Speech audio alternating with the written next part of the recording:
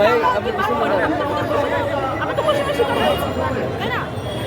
আপনাদের দাবি না মানা হলে আপনারা কি করবেন? আমরা দাবি আদায় করার জন্য আমাদের যা করা দরকার সেটাই করবো। মানে কি সেটা কি করবেন? সেটা মরে যাবো, যে আমাদের দাবি আদায়ের জন্য আমাদের যতটুকু যেখানে দেখা করার দরকার, সাক্ষাৎ করা দরকার, তাদের সাথে কথা বলবো, আমাদের ইয়েগুলো দাবিগুলো, আমাদের যুক্তিগুলো দেখাবো। সেগুলো দেখে আমরা অবশ্যই আমাদের ন্যায্যভাবে সেটা আদায় করার চেষ্টা করবো। কোনো রকম বিশৃঙ্খলা আমরা করতেও চাই না। আমরা শিক্ষক হওয়ার জন্য যেহেতু এসেছি, আমরা কোনো রকম বিশৃঙ্খলা বা খারাপ কোনো কিছুভাবে আমরা আদায় করতে চাই না। আপনাদের বেতনের সমস্যা হচ্ছে নাকি অন্য কিছু সমস্যা? আমাদের বেতন, আমাদের নিয়োগ নিয়ে সমস্যা। আমাদের এখনো নিয়োগ দেওয়া হচ্ছে না। মানে সমস্যাটা আরেকবার বলবেন একটু? আমাদের নিয়োগ বঞ্চিত রাখা হয়েছে, এটি আমাদের সমস্যা। আমরা এটার দাবিতেই আসছি, আমরা নিয়োগ পেতে চাই। সবাই শান্তিপূর্ণভাবে এখানে বসেন। পরবর্তীতে কোনো কর্মসূচি আছে আমাদের কিনা? প্রতিদিন এক্ষুনি যাবেন, 1 ঘন্টা সময় লেখেন। আজকে লং মার্চে যেতে যাচ্ছি, আমাদের বাধা দেওয়া আমরা হচ্ছে। 1 ঘন্টা সময় দিতে পারি, তারপর তো আমরা আছি।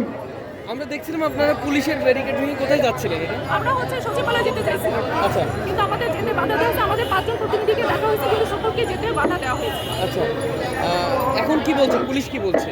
পুলিশ যেতে দিচ্ছে না, বলছে আপনারা 5 জন যেতে প্রতিনিধি নিয়োগ করতে আসবে, যেতে দিচ্ছে।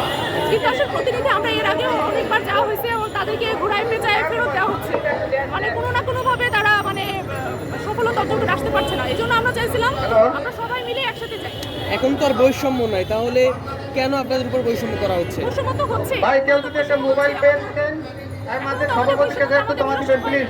আমরা তো নিয়োগ বঞ্চিতই রয়ে গেলাম। হ্যাঁ, আমাদের এখন সামনে 18তম যারা পরীক্ষা দিচ্ছে তাদেরকে নিয়োগ দেওয়া হবে, তাদের ভাইবা চলবে, সামনে ভাইবা হচ্ছে। তাহলে আমরা তো আবার সে বঞ্চিতই হয়ে যাচ্ছি। আমরা তো ভাই আমাদের এখানে একটা মোবাইল আছে, কেউ পেয়ে থাকেন একটু আমাদের সভাপতির কাছে জমা দিবেন প্লিজ। আমাদের এই ত্রুটি মানে কিছু মানুষজনকে ইচ্ছা করলে চাকরি দেওয়া কোনো বিষয় না।